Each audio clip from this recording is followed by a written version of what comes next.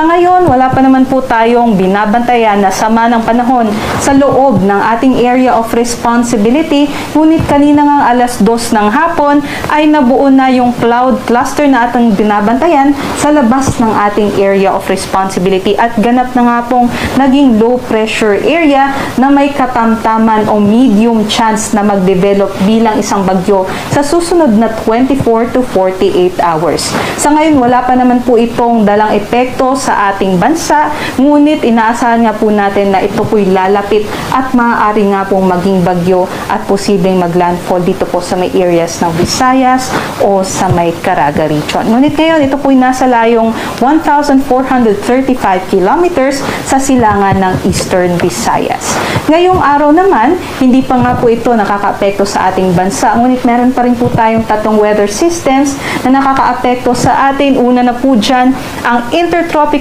Convergence Zone o ito po yung salubungan ng hangin galing sa Northern at sa Southern Hemisphere at magdadala po ito ng mga katamtaman hanggang sa malalakas na mga pag-ulan sa kabuuan ng Mindanao ngayong gabi hanggang bukas ng umaga. Yung amihan naman po natin ay magdadala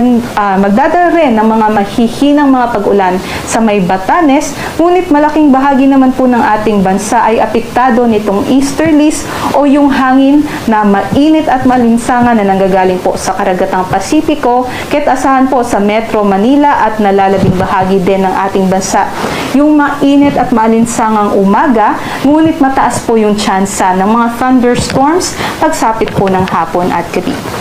At ito naman pong si Tropical Storm Koto ay nasa labas pa rin po ng ating area of responsibility at hindi na nakakaapekto sa ating bansa.